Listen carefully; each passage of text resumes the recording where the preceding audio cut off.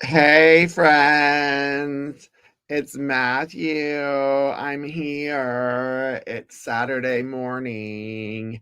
I went to Chicago and back. We're going to talk about my trip, and it was an experience. And then I'm probably going to take a couple days to uh I'm so behind on orders. First of all, y'all, if you've ordered for me in the past week, I wasn't home to fill the orders, and I got behind before I could leave. So there were some things that I needed to take care of that took priority and such. But hi everybody. It's nice to see you. Hi Raina. Hi Sonia. But it was hard to come over here and do my live stream, but I was like, no, I already had it scheduled. I'm gonna do it. Hi Kate. Hi Brooke. The ambiance is gonna be chill. Did y'all see my any of my pictures from the other social media that I put it on, just showing what the event was like and all my weaves and stuff? Let me start there. I'll go to Instagram and I'll show you in case you haven't seen them. That seems like a good place to start. Yesterday was my daughter's birthday. And she's 12 now, and it's wild, and I can't believe it. So share screen, share. So yeah, I went to H&H, but first, oh, this is my little nugget. Did y'all know I had a nugget? I have a nugget, and this is my nugget, and her name's Helena. She's not really a nugget anymore. This is her when she was 3, and I made her this woven denim trench coat, and she tried it on for a fitting. And it was one of my first projects, like my next level projects that I did. And it got me a lot of attention. I wasn't expecting any of this really, let alone the attention from just sharing this coat. But it just took me to another level with weaving and apparel, because I started with apparel. Quilting wasn't how I started. And then I got into weaving and I was like, let me combine the two. And I did this for the first time. I'd never made a coat, never woven like this. It was 1/4 inch strips that I wove, and I ended up making her a denim trench coat. And I was like, that's a good way to like full circle it on my little nugget's birthday. Like, she's 12, and I got home in time, and I was so happy that I got home in time because I wasn't sure that I would be able to. Because do y'all know that you have to have a real ID? Do you know about this to travel? I didn't know. Like, I kind of had like known when I used to have my job, because I used to travel a lot for my pharma job. And so I'd see the signs, but I totally forgot about it because I haven't been on a plane in a year. And whenever I got to Chicago, it hadn't gone into effect where you needed it. And then the next day, it was like, oh, you're going to need your real ID. So I was like, I don't have that. Basically, you have to go to the DMV and get a new ID that has a star on it in order to travel domestically. It's like another level of like verification of your identity. But it was no big deal, like, to come back. I just had to go through a different line, and then I didn't get to use my pre-check. And then they basically just stared at my ID for like 30 seconds to like look like they were really looking at it. And they were like, okay, you can go. I was like, that's so interesting. That's interesting. I was really stressed about it. I thought I might not be able to come home. You never know. You never know. So that's that. Oh, I have the coat right here. Let's look at it close. It's still one of my proudest makes. Like, I think it would just will, because it's always gonna have mean something. Like, look, this is it. Have y'all seen it? I don't have my passport either. Like, it's not like I carry my passport. You can use your passport though. I just need to update my passport. But this, I did this. This was 9 years ago that I made this. I didn't realize so much time had passed. But yeah, that's how much time had passed. Like, look, I did it. Good morning, Tracy. Good morning, Jackie. Good morning. I did a really good job. I did a really good job. I think I'm ready to make myself a coat finally. And I think I'm going to use the technique that I used to start my woven quilt, and then what I did to make my pillow that I showed at the Hobbs booth.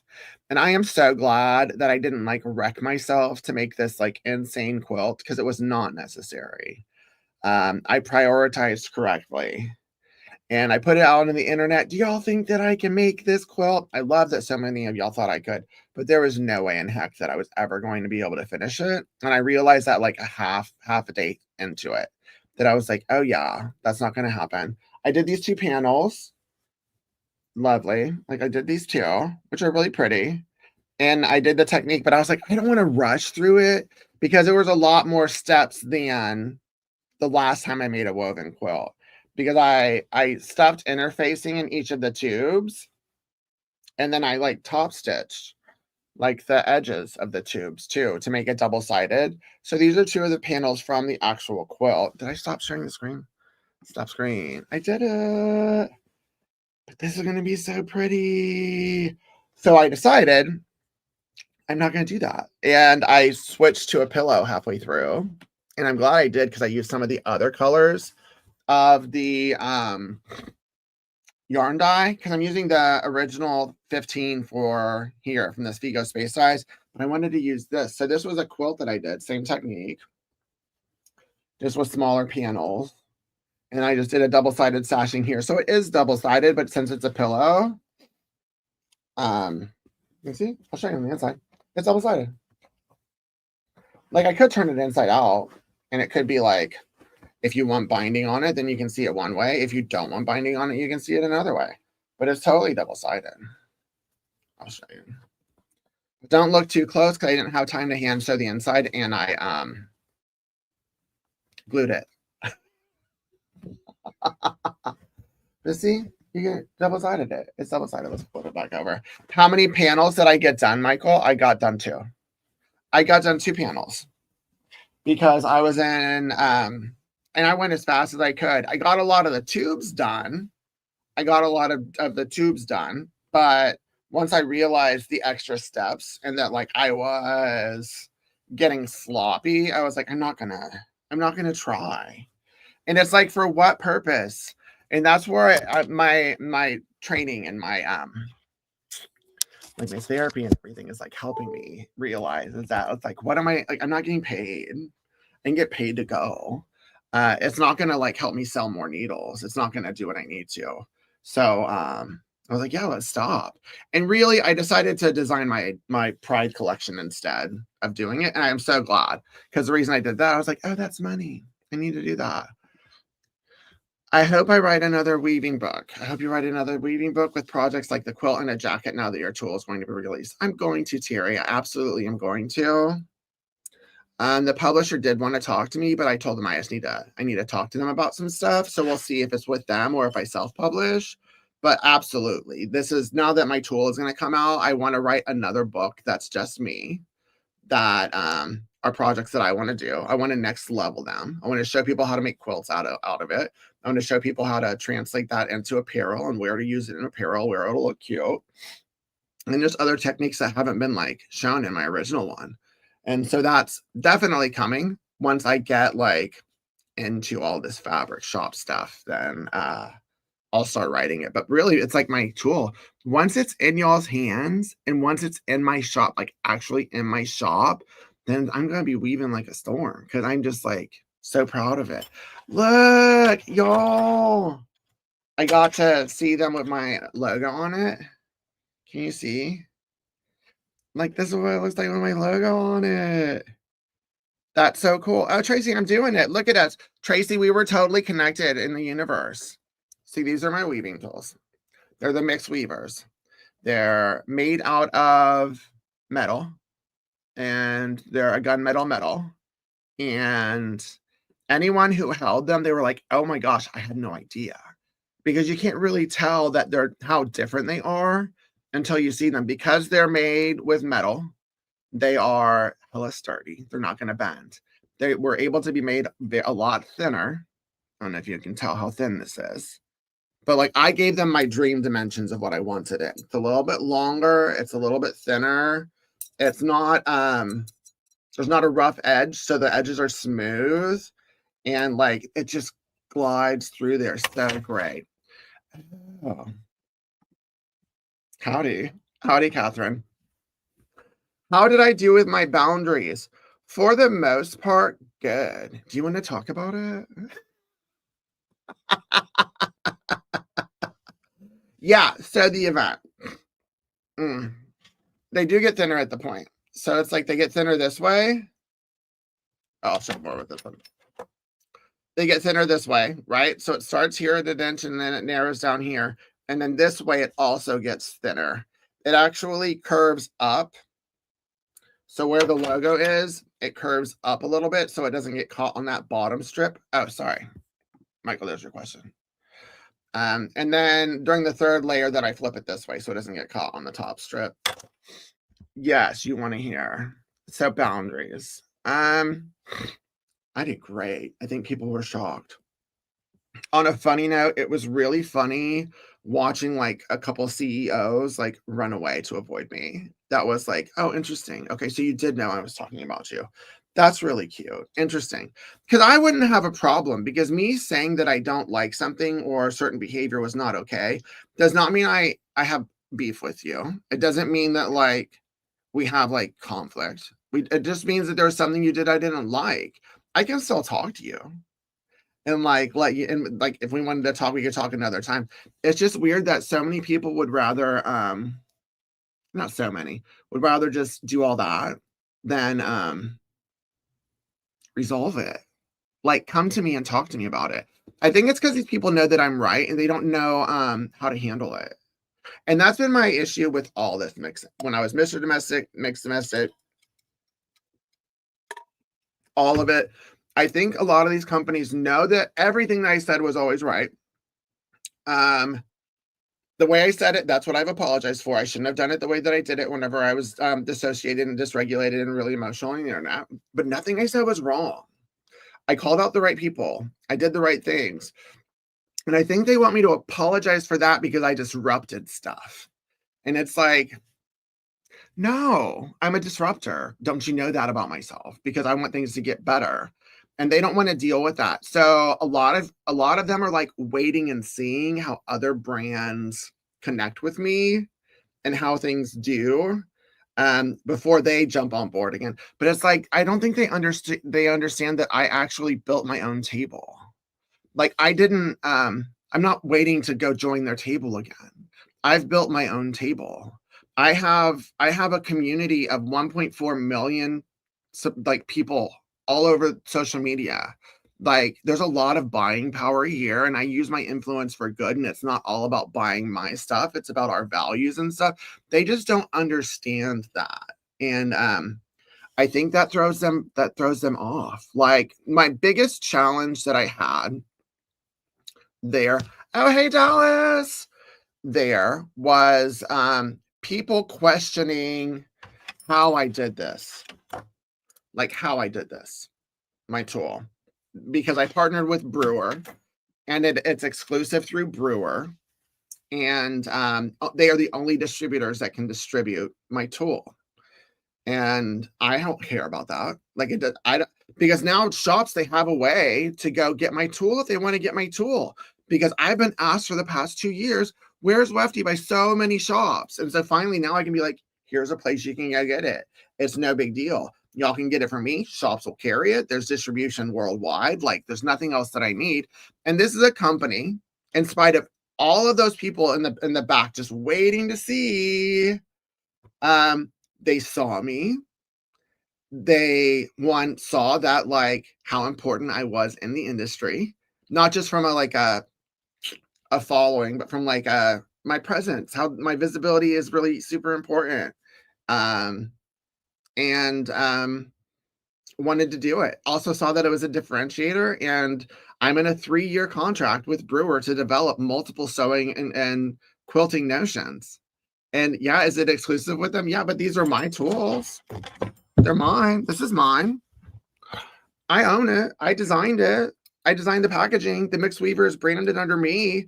So after 3 years, if I want to, then I can like take it back and get it distributed everywhere else. But there are people that would confront me on it. And that kind of threw me off. You wouldn't be able to tell the pictures that I had a hard time. People think that because I was smiling in the pictures that I enjoyed myself, which I did. I can always find joy. But that's also a trauma response for me, is that like I mask very well. And my trauma response when I'm feeling uncomfortable is to um mask that way so no one will know. So no one will ever know what's going on underneath at the time. I wasn't close to dysregulating or dissociating, but that was the weird thing. Like another distributor came up to me, never spoken to her before. And she was like, why'd you do it this way? Why didn't you do it another way to where we can do it? And my response to her was, well, honestly, instead of you gossiping to everyone else 2 years ago, whenever Wefty stopped fulfilling distribution orders to you, you didn't come talk to me. So because of that, I wasn't able to come out with this. This was an opportunity for me to be able to do that. So next time, instead of gossiping, maybe just come to me, because then I might have been able to do it a little bit differently. And I don't think that she liked me saying that. And I said the same thing to a number of people. That was my blanket response was, yeah, I wish you would have talked to me instead of talking to everyone else when it was happening, because I had no idea that there was no tool with my book. And if y'all would have just come direct to the source, connected me with the manufacturer, and helped me develop the tool, then maybe it would have been different. So that was the thing that I'm still processing, how angry I am about that. Because this is a great thing. Like, we should be celebrating that I have my tool and how we have it out, and that people can weave more, instead of being salty that I didn't beg to come to your table. Like, I don't need you. And it's really empowering to realize that and to navigate the industry that way, because I've never done that before. For the first time, I went not like feeling like I needed to kiss everyone's butt. And I went like, not like cocky, because I'll never be that way. I'll always feel like unworthy and stuff, but just realizing my power and realizing that like I don't have to do that. I don't depend on these people. Now, if anyone wants to come partner with me, great. I want to make sure our values are aligned and stuff. That's great. Like, there were some brands that were great, like Arrow Sewing. Oh my God, they're lovely. We talked about next leveling this. Who else? Reconnected with LDH. Love them. I was supposed to do a demo at Sew Tights, but my first day I didn't take care of myself. And so by the time I got there, I was like, oh, my brain was switched. So I just sat there for a bit, but they're lovely. And oh yeah, Jackie, that sounds like high school cliques. Sorry for your experience. Great that you overcame that. That's exactly what the quilting industry is. It's cliques. When I came on, I didn't know there were cliques, because I've never been cliquey. I've never been in a clique. I'm actually the kid in high school that like everyone knew, wasn't popular by any means, but I was kind to everyone, because whatever. It doesn't matter who you are. I'll talk to you and I'm kind to you. That it's very interesting, those that like that I've kept in touch with kind of like superficially on Facebook were all the ones on the outskirts. I didn't realize that, because it's like you're just kind to everyone. That the cliques in the quilting industry are gross. There were cliques on Instagram when that was a dominant thing, and the cliques would come for me. There was the gaggle of gays that came for me. There were the conservatives that came for me. There were the liberal feminists that came for me. There were all these little cliques that would like talk about me when I'm just minding my business, and then come for me and like cause me harm and like attack and stuff. And it's just like I don't get that. So I'm on a mission just to do everything myself. But I'm really excited about my brewer relationship. I think it's really cool. This is going to be a great success. So anyone wants to pre-order it. It's now listed on the brewer site. So if you want to get it, you can get it. With trauma, you learn to mask so others don't know what you're going through, sadly. Yeah. It's like people don't know. And it's not that I'm genuinely not happy in that moment when I'm taking the photo, but it's like I tap into this other side of me to hide what's going on. Because what I'm doing in that moment is, how can I protect myself in this situation? Whether it's through masking, it's either fight, flight, or fawn, fight, flight, fawn, fight, flight, fawn. So I fawn. And so I'll do that. It's just my natural trauma response so that I can make sure that I don't dysregulate and that I don't dissociate. And those are the two. That's what's actually going on with me. It was lovely when people would come to me and want to make sure that I was doing okay. And that was just lovely. And I was, but I don't think people understand what it is that I navigate inside of my head if you've never had or understand PTSD. It's not that I'm navigating like emotions. I'm navigating getting triggered, um, which could be from anything due to childhood trauma. A lot of times it's intrusive memories or something like bringing back a flashback or something to where my body like will like freak out on the inside. And sometimes that causes me to dysregulate when I just need to exit and go. I mean, also I'm on the spectrum, so it's like there's that. I get overstimulated, and so I'd have to leave. So that's what I'm doing. I'm trying not to get triggered to where my body freaks out. Because sometimes when my body freaks out so much and I'm not able to use my tools to feel psychologically safe, then I dissociate. And that's when I'm just not in my body. I'm not in control. I'm not in my body. It's not that I'm freaking out. It's just that it's like I'm on the outside watching myself in survival mode, trying to navigate a scary situation. But from the outside, people will think I'm great. You won't know. You won't know. Because luckily, when I dissociate, I just fawn, fawn, fawn, fawn, fawn, fawn, fawn, fawn. I'm super kind. I am really good at de escalating situations. And then I'm just trying to find a way to like exit. And then I'll dysregulate elsewhere. So that's what's going on. That's my challenge is the CPTSD. It's not like depression or that I'm emotional or that I'm going to get sad and go cry or any of that. It is that I do not want to dissociate in public because that's really scary when you're not in control of yourself. And if you know someone with CPTSD or PTSD, you understand. But like that's the scariest thing in all of this. And seems like a lot of especially the corporations, they don't want to understand that. It's not that I was crazy just spouting off on the internet. It was that I was dysregulated and dissociated, and I was trying to either fight for myself or fight for someone else and do what was right. So it just didn't come out right. So yeah, that's the that. So I did great. I'm proud of myself. I am a relator. I'm heavy on empathy. I am a relator. I think everyone's interesting. And I want to find the humanity in someone else. And really how I navigate is that if someone is authentic, then I vibrate with them. And I love that. It's when someone puts on a mask or is fake or isn't authentic, then I struggle with that. That's what I struggle with. Thank you, Dallas. Trauma recovery is hard and I'm never going to be over it. So, but I'm proud of myself for going because I almost turned around and didn't go to the event on the airport because I forgot some stuff and I was kind of freaking out. And on the airport plane ride, or on the airport Uber, I was like, I'm not going to go. I want to just turn around and not go. But I was like, no, I need to experience this. My body needs to experience this. I need to practice my boundaries.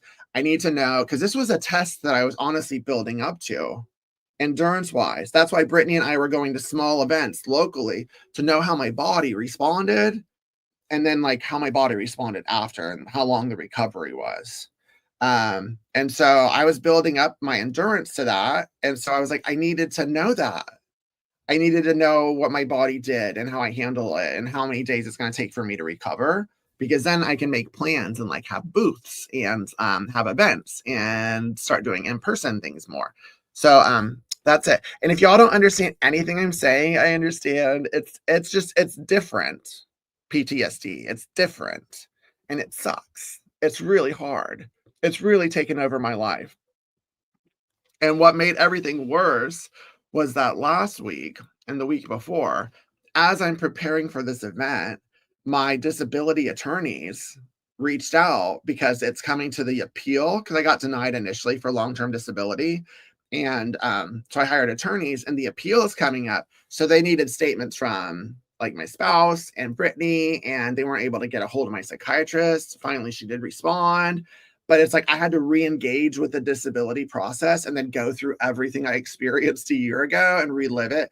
And so that was making me Swiss cheese. So that was just like, it was just a lot. But I'm very proud that I went. It's really great. It's so exhausting. It's so exhausting. Right, Terry? Like, I'm human. That's it. We're all human. That's it. That's it. And but I'm also very strong and like I'm not gonna apologize for like doing the right thing and challenging the industry and then making my own table. Like I'm not, and I think some of these businesses think that I should because I called out the wrong person according to them, and they're worried that if they partner with me, how that's going to impact that person. And I'm like, really? Does one person have that much power? Wild. Okay. Yeah, I don't want to mess with you. Then fine. I'm not interested in connecting with you. Hi, Lisa. Thank you. Thank you. Thanks, Kim. Thanks, Raina. Daughter's going through persistent depression. It's really hard to see her go through it. She lost her. Oh, yeah. I'm sorry. That's heavy. That's heavy. That's a lot. Watching your kid go through stuff. And depression's no joke. It's no joke. All these things are no joke. All of us are kind of broken from the pandemic. Anything we had going inside of our body or brain, like it was exposed. We were all at our limit. And I don't think there's been a collective healing from any of that. And so I'm trying to heal on my own. So that was the show. Let's look at the photos in case those of you didn't see it. Present. Share screen. Shot screen. Okay. Let's leave this one. So this was the event. So this was my first weave that I did. No, this is actually my second week, but the Nicole took the photo with me on my book. It's like a meta situation. Look at my hair. My hair was really performing that day. This was the first weave that I did, and it was a full weave. My demo was supposed to be 30 minutes, and I wanted to have a full weave for the brewer booth, and I left my examples at home that I made. And in my mind, I thought I could do this in 30 minutes, but it took 2 hours. And that's what like totally threw me off for that day because I wasn't able to like drink water or eat or any of that. But it came out great. So yeah, I'm smiling. I look like I'm happy, but I'm also starving and thirsty. And then this is my needles. That's part of the pillow. See the stitching? This is me doing that yellow one on day 2. This is the size of the demo I did in the future. That was a great 30-minute size. I got it done. People could see the technique.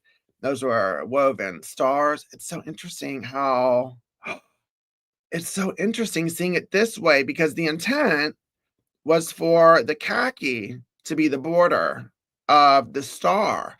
But when I look at it, that's not how I view the stars. The stars are bordered by the dark green and the yellows, and the khaki is part of the star. Oh, interesting, Matthew. And look at my nails, they matched because that's what I do. I matched my nails to my final weave. This is an ombre. I used 3 blue ombres of sky ombre, and I'm going to weave it together. I took this one apart and brought all the strips home, and I'm going to reweave it this weekend because it's like, look how beautiful that is. I need to see a full panel of that weave. So that's that. What else is there? Yeah, that's it over here. Stop sharing. Stop sharing. Thank you, Michael. Thanks, Sonia. As far as fabric and stuff goes, I know that piecework is on its way. Anna Maria's piecework is on its way to me. I have the bundles. I know that, and I think I get the yardage. There's another collection I didn't know about that I ordered. I'm not allowed to meet with reps anymore because I don't remember what I order when I'm with them, and it doesn't show up in my computer system. That one's coming, and it's interesting. So I'm gonna list that soon. And I've been working on my Pride fabrics. Like I got my samples, and so I'm able to make some final tweaks to it. but I'll show you one. Do you want to see one? I'll show you. I can show you the one that I showed you last time, so I'm not like giving it all away. In real form. If you don't want to, don't worry about it. If you don't want to see it, that's fine. Don't worry about it. We'll talk about something else. It's okay. Are there any wide backings of glaze available? Not right now, I don't think, but I think they're coming out with some. I'll look on the Endover site and see if they have any, because it's really soft. It feels really nice. I think that they came out with some, because I was going to order this collection again. I need to order it still, because these quilt kits are selling like hotcakes, and I need to get more, because I'm going to do a tutorial on this one. Let me see. So I got this one on canvas too. This main print, one of the main prints.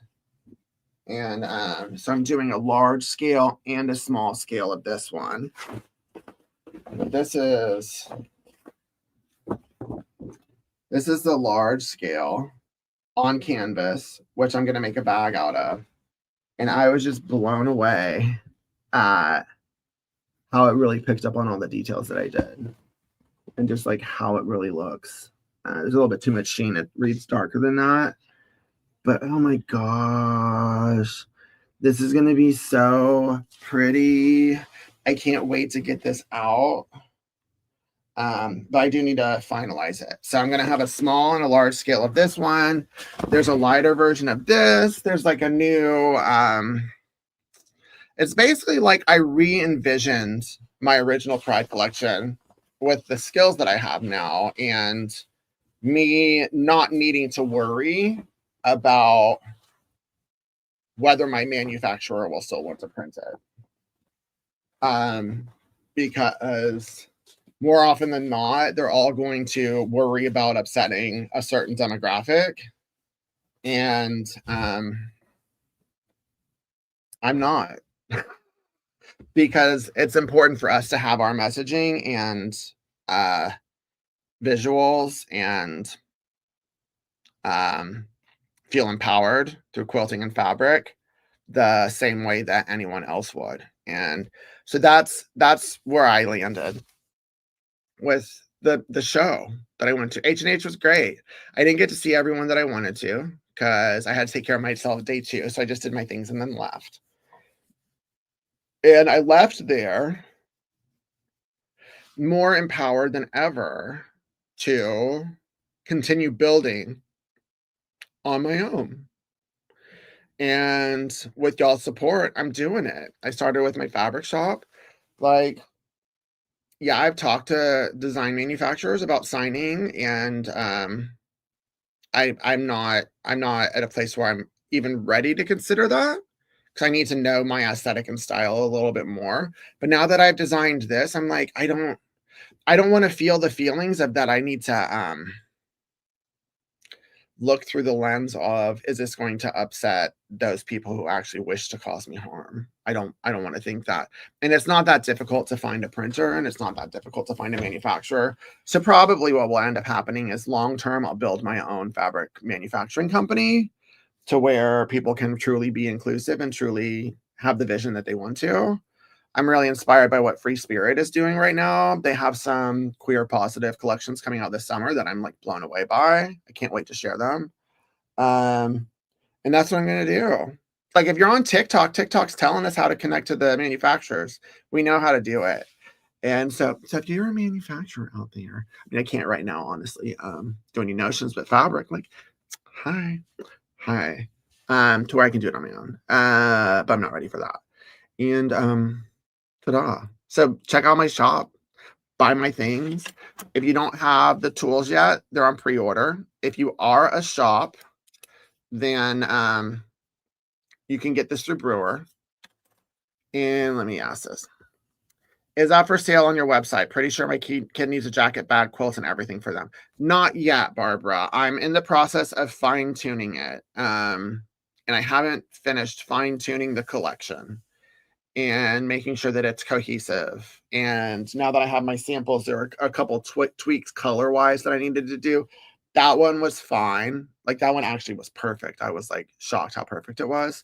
But it will probably be listed for pre-sale sometimes this week because I need to get the files to the printer on, Monday so that I have it by Pride, and it'll be out. Yeah, yeah, yeah. I'll hurry. Don't worry. So just check my site on Monday. As soon as I turn the files in, at the same time, I think that I'm going to list it for pre-order because I know that it's going to take off. My Pride collection, like Pride for me is like what the holiday season is for most crafters. Like that's why I needed to get this done. I wasn't planning on doing a whole collection, but I did. And it's really cool. Y'all are gonna dig it. So that's it. I came low key, chill, to have fun and just let y'all know how the trip went because I did great. I did great. There was lots of support there, and I focused on those people that were my friends, and I connected with them. And really, it's like I wasn't bothered. It was really liberating to go to an event and not like feel like I needed to like kiss butt. That's just different. I'm not used to that. I always thought that if I just worked real hard to try and make everyone like entertained or like me, then I'd be protected, but that's not true. I just need to protect myself through boundaries. So Operation Boundary worked, but now I'm exhausted. For those of you who are mothers out there, enjoy your Mother's Day tomorrow. Um, and my birthday's on May 13th. Don't forget to come say happy birthday to me. So my birthday's coming up. Don't forget to like, comment, subscribe, all of the things. Check out my shop. I might do a sale just to make it easy. And once again, if you've placed orders and you haven't gotten them yet, it's because I was gone and I got behind. So this weekend I'm going to catch up on all my orders and that's that. So if you want to place an order or the banners, don't forget this code. Get 15% off your entire order. Enjoy your life, enjoy your weekend, find some joy for yourself, and bye.